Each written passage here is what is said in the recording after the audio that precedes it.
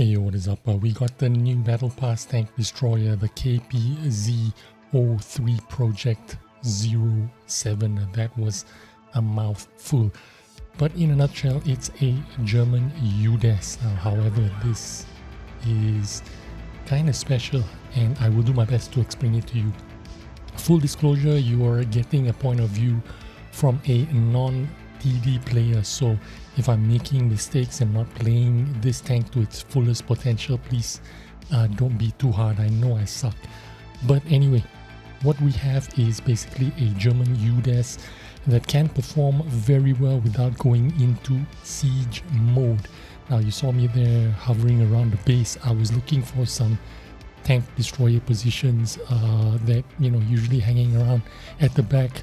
But then I decided to just play it like I was pretending to be a terrible medium tank player. So that's my attempt at playing this UDAS. I'm just gonna call it UDAS from now onwards. Anyway, you got a 6-second reload in standard mode without going into siege mode, which is 3 seconds faster than the siege mode. Really quick reload. 6 seconds is really quick, but no siege mode, which means you get higher DPM with the lower moving dispersions of 0.12. You can stay in that travel mode, rotate your hull, and still have very little penalty on your aiming reticle. Now, I tried out this feature in my first game and it worked very well. This game only my second game, so I did not shoot without the siege mode. I didn't figure out when to use the siege mode and when not to use the siege mode. So that's basically my main dilemma in this tank. Now, how is this going to be good? Well, for a lot of players, this means you can get into the tank without too much ooga-doogas, You don't need to wrap your brains around the mechanics, the technique. You can just pick it up and play it straight away. Standard shells are APCR, which is nearly 1500 meters per second shell velocity, and that's like a laser. In my opinion, I think it's more beneficial to stay in APCR mode most of the time.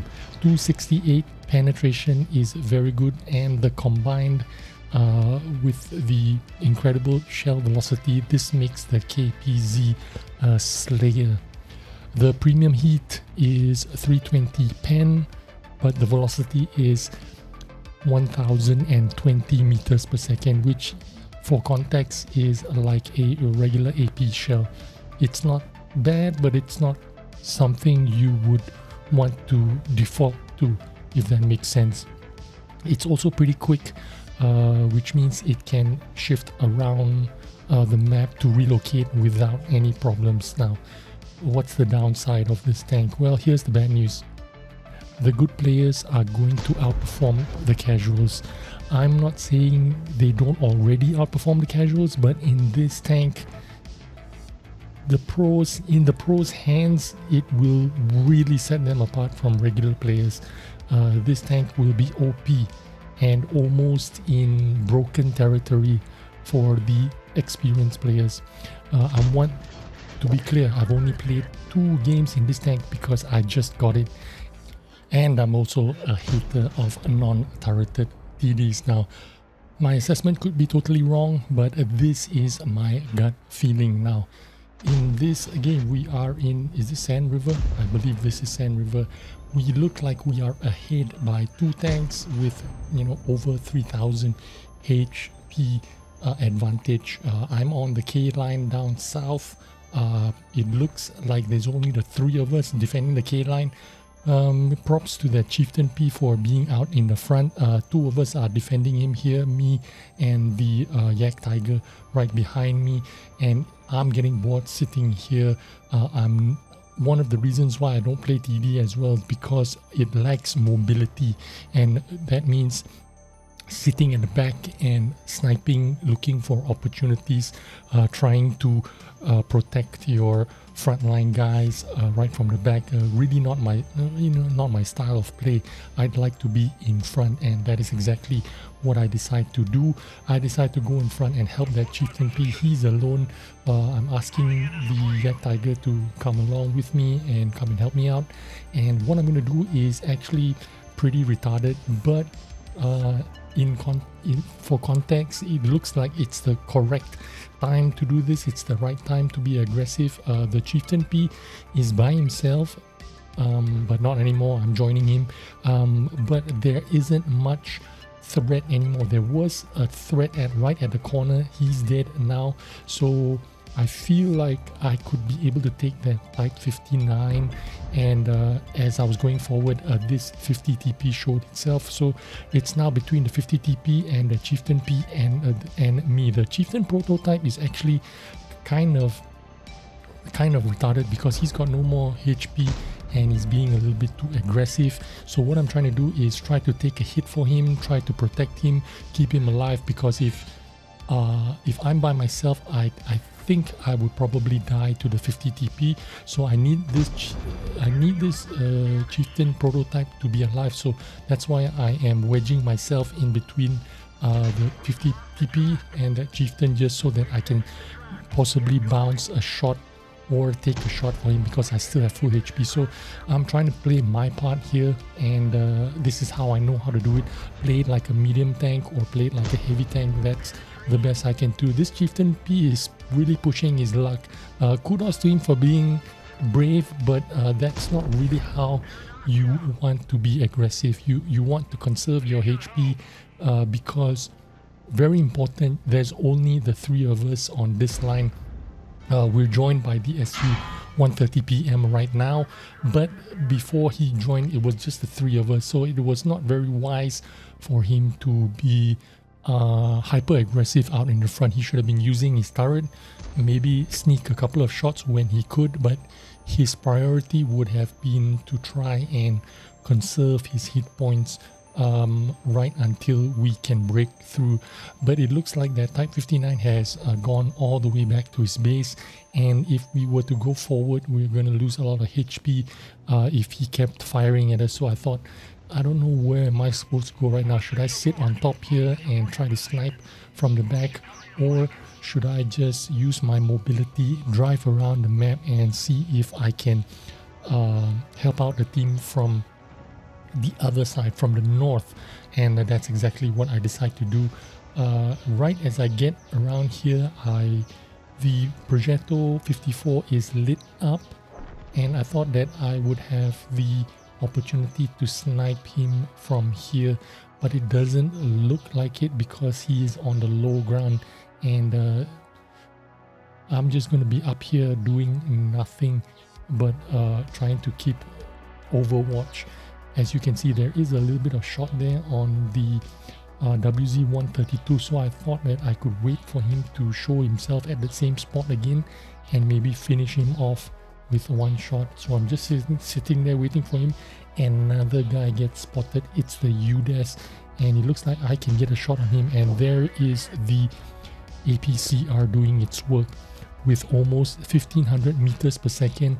That snapshot on a moving UDAS 16 that was diving down into the ditch, that shell velocity made that shot happen. Without 1500 meters per second shell velocity, I would have missed that UDAS 16 shot. So huge advantage with that shell velocity, almost instant connection. As soon as you hit the mouse one, pull the trigger, you will make that shot.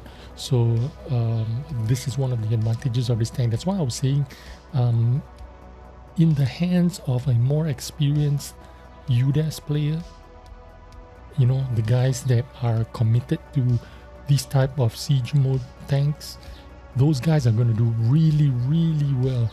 Plus, this is a much better UDAS in my opinion. A UDAS is very situational, very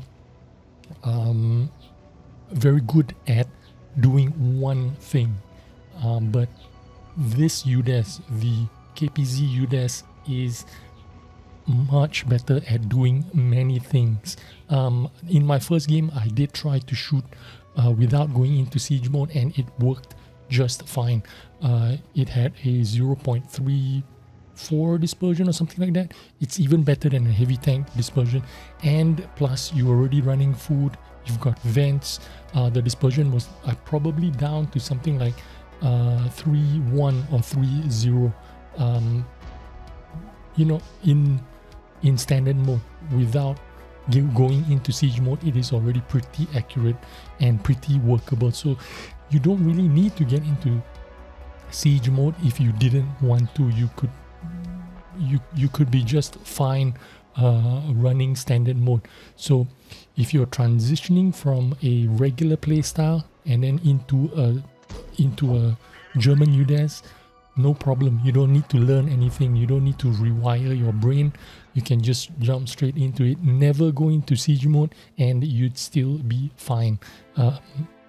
And this shell velocity 1500 meters per second means you can just farm damage and not worry about losing credits, because you don't need to get into your heat shells with the, I think it's 268 penetration. You know, most of the time you're not going to be needing to fire those heat shells unless you come across some really heavily armored tier 10 tanks. Then you might possibly have to dab the 2 key. Do I like this tank? Yes, I like it very much. If I was a TD player, a UDAS player, I'm gonna like it even more. When I say I like this tank, this is from a point of view of a guy that does not like TDs and non-turreted tanks. So this is my own opinion. If I like this tank, imagine those guys that like UDAS tanks. They're gonna love this tank, and they're gonna absolutely slay if they have experience and if they're good enough players. This tank will just make them a lot better players, and that is the dangerous part. But anyway, that is my review on this tank, my first impressions, first 2 games anyway. So hope you took some useful information, and I'll see you on the next one. Bye bye.